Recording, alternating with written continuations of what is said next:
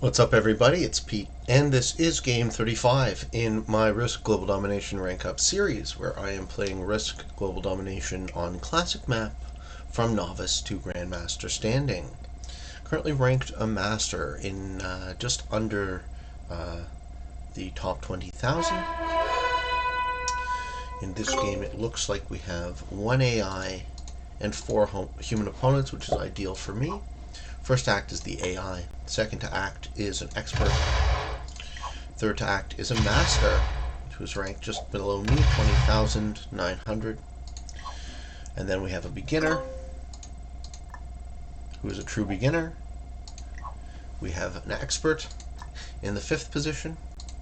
And then myself, who is 6th to act, which is pretty much ideal. Looking at my starting placement,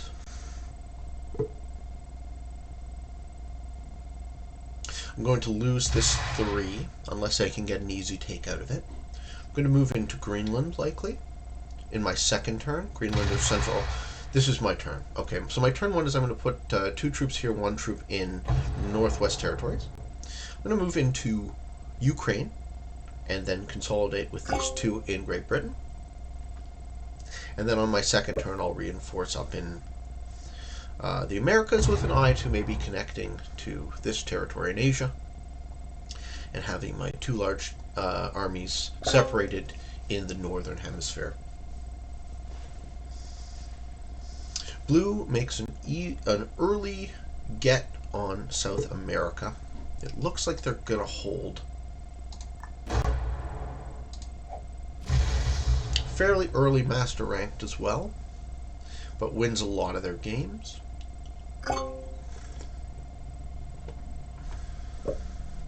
Purple has opened up my access to Asia, so I think that is going to be my road towards connecting my armies here, unless orange breaks me. Oh, okay, so orange changes my plan. So I can't connect easily this way. I can connect this way, which I think is what I'm going to do. So while I would prefer a central position, I'm going to put 2 armies in Northwest Territories. And I'm going to put 3 armies in Northwest Territories. And I put the rest in Middle East and move into Madagascar, where I will hide for the rest of the game. Half of my troops, maybe not fully half, but a significant percentage of my troops are going to be hanging out in Madagascar, out of everyone's way. And I will maybe reinforce 1 a turn, but I will continue to reinforce my main army in the northern hemisphere that might slowly creep around the board, connecting either with the 2 in Great Britain or the 3 in Irkutsk. I've already accepted that I've lost this piece of Australia, which happens now. Yellow is going to have to pick up the pace if they're trying to take a continent at the same speed as blue. Blue holds South America. Do they remove purple's 5? Probably not. What is their take? Their take is on me here, I think. Or they move the... Yeah, excellent. So they move one of their exclave armies. So I have a decision to make. Do I want to move this 7 into Asia? Or do I want to move it into Europe? I think the answer is Asia, because there's a slightly larger army waiting for me when I do. I think that blue is going to continue turtling, and they're going to use up this army next to spread. And I also like... I don't want to move the 7 closer to my other army. I want to move my armies as far away from each other as possible, making me as difficult to kill for a single opponent as possible. So that's the thinking. So on this turn, I'm going to move my army into Kamchatka and expect that blue is going to spend their 4 getting an easy take while putting all of their reinforcements, putting all their eggs in the South America basket, essentially. So let's see if that's how this cookie crumbles. The green AI expands in North America and a bit in Asia. Yellow is going to take Australia slowly, so they might make a take this turn, but it's really expensive, 4, 4, and 5. Yeah, they lost 4 in that process, so they would probably hold there. Yeah, yellow's the fish. Okay, so I want to remove yellow's exclaves such that they're stuck there.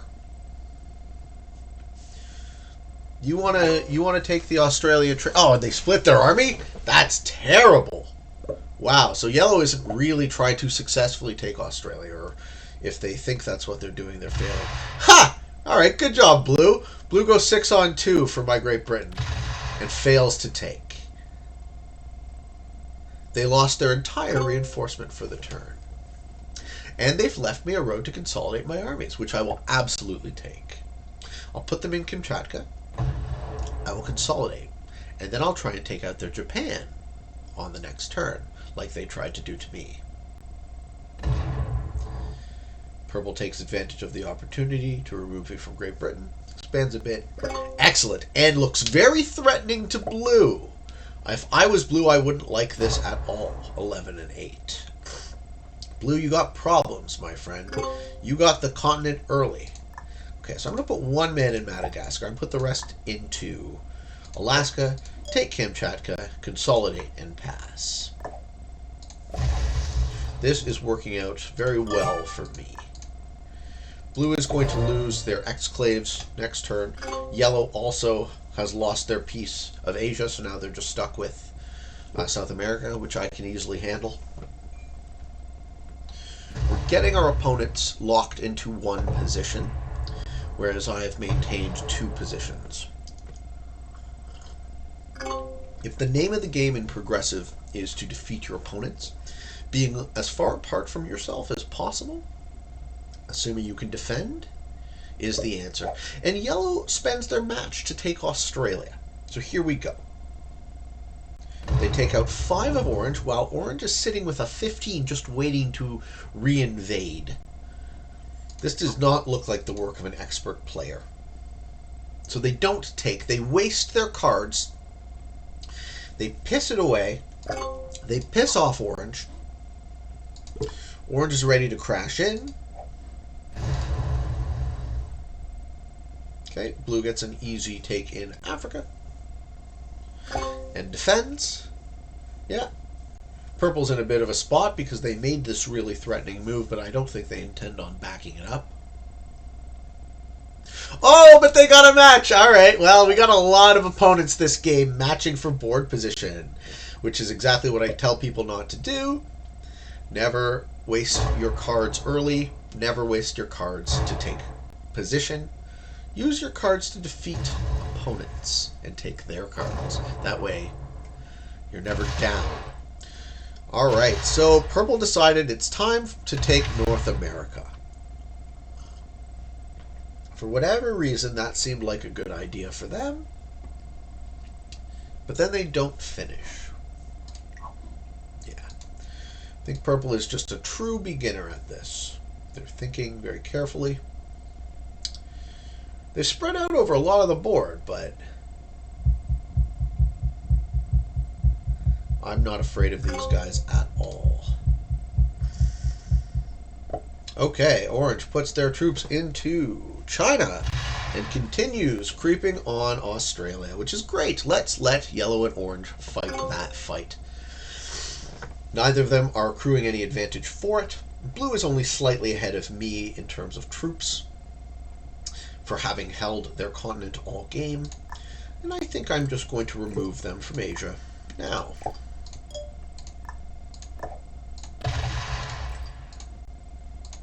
Blue is also locked into itself in the Brazil-North Africa corridor, and they're kind of locked here in the 11-on-11 nonsense. So by removing those 3 in Japan, I've really hindered Blue's ability to get a take. They're going to have to take yellow in South Africa, which is what I was going to have to do anyways. And then orange and yellow can fight to attrition over Australia. If orange takes yellow, they get a piddling number of cards, but then they thin themselves out. And then that ultimately leaves them vulnerable to a counterattack. So, yellow decides to take Australia this turn. They reinforce to Indonesia? No! They reinforce... Sure. They say, if you break me, you free me. I like that move better. They have one large army.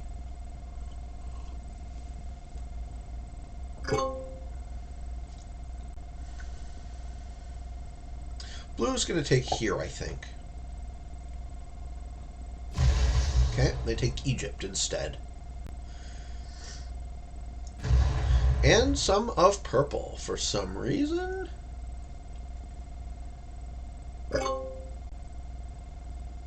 Okay, so they've left themselves open. They're trying to kill purple. I don't think purple sees that. Blue matches next turn. If they take purple, they get 2 cards, not 3. Which is not ideal. The match point is starting to creep up, though. Okay, and orange has set themselves up nicely to kill yellow. Do I want to incentivize that by removing this? I think I do. So, let's just take out South Africa. Alright, yellow. You're the fish. But not for me. Let's see how this goes. So, I'm matching next turn. I expect yellow is going to have no take, so they stay at 2 cards. I expect, because orange is matching on their next turn, that they're going to take yellow and get those 2 cards, leaving them without a match in turn. Unfortunately, green has kind of expanded into Asia, blocking most of my way. Yellow fails to get a take. I think orange and yellow are now locked in their position, right? So by removing this final piece of yellow, I forced this battle to occur. And I think this is a battle that orange wins, but only slightly. If orange manages to not take this bait, I'll be very impressed. Okay, blue matches but doesn't take purple, leaving them vulnerable for next turn. And purple holds North America. Cool. Alright, so this is the end state of this game. I will be very shocked if orange doesn't take yellow now. On my turn, I should probably take orange if that happens, and then I would be able to match in turn. But let's see what they do. Oh, and purple purple locks themselves in Iceland. Perfect. As expected. Orange finishes yellow. Orange will be holding 5 cards on the end of their turn. 21 troops. So I have to go 1, 2, 3, and then into them. Is the match point enough? I think actually I go this way with my bonus. Because I want those 5 cards, baby. Yes. And then I take out the remainder with my ancillary army.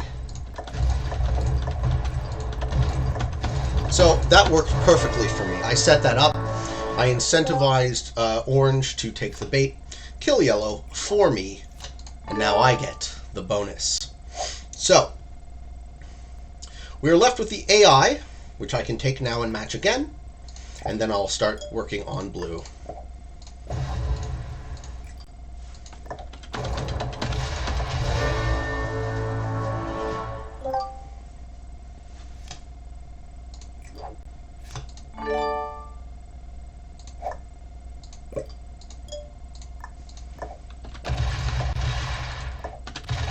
You can have your continent blue.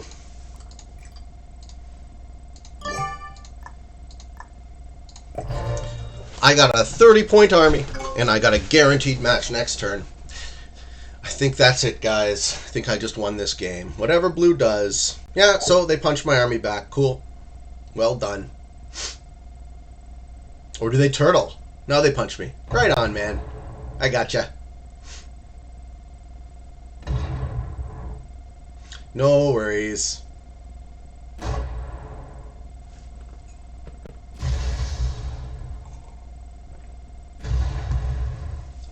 Let's see if purple teams up now, because they actually have been working together fairly effectively.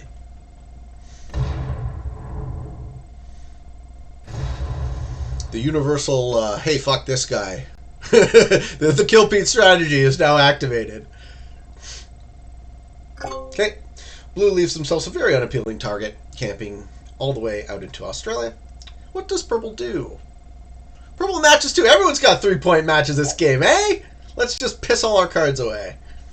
Being last to act in this situation is ideal. Also, occupying most of the board in this situation is ideal. So my opponents are not particularly appealing targets.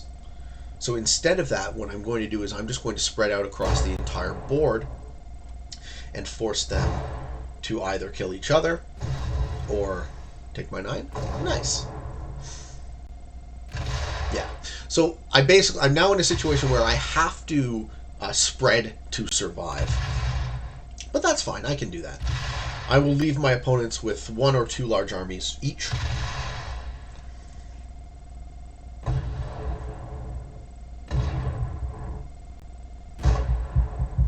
Okay. Sure.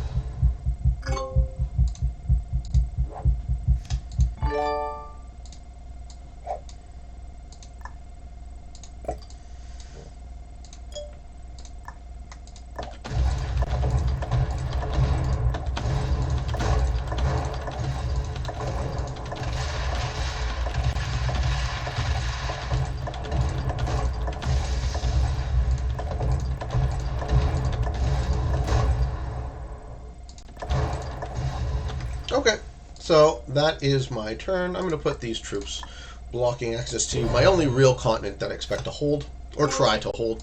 I have more cards than them. Do I have a match? I do! Okay, so next turn I have to kill one of my opponents, and it's probably going to be blue because they seem to be better.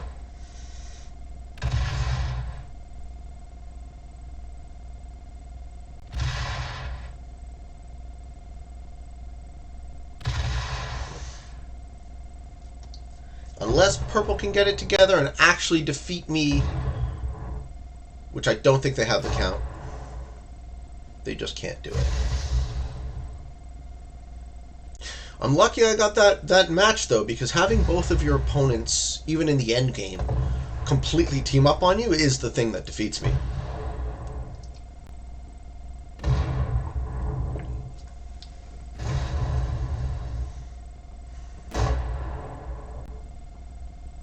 This is good, though. This is very good gameplay by my opponents. They're really giving me every chance to fuck this up.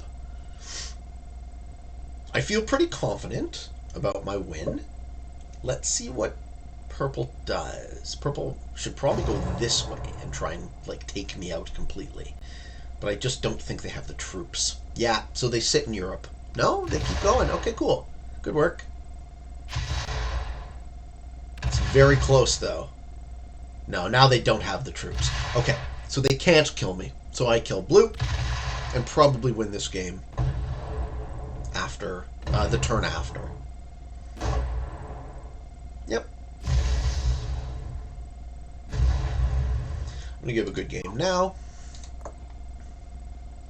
Well played, fellas. You tried your best. Oh, and purple locks themselves within themselves. Perfect. And that's that.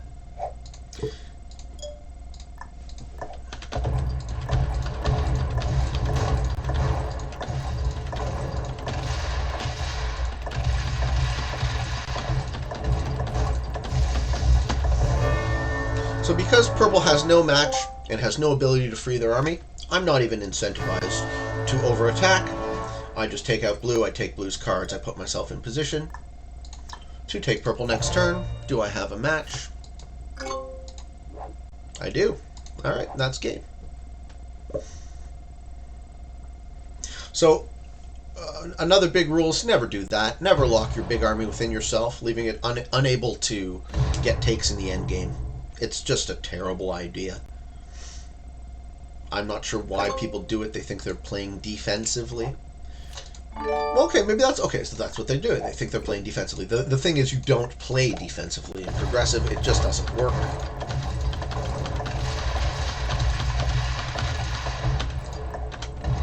The matches get too large. Holding continents is even a risky endeavor. And as you can see, that was pretty good. Took a couple extra turns of endgame, but I set myself up in a pretty much undefeatable position right away. Thanks to the actions of 2 expert opponents, 1 master, and 1 beginner. We rank up from 19,000 to 15,735. 35 games played, 24 wins, 11 losses. Slightly better than a 66% win ratio, which I'm very happy with. Obviously, I'm not ranking up to GM as fast as some people, but it has been a fun experience for me, and I hope it has been interesting and informative for you. So until next time, for all of you on the path to world domination, good games and good luck.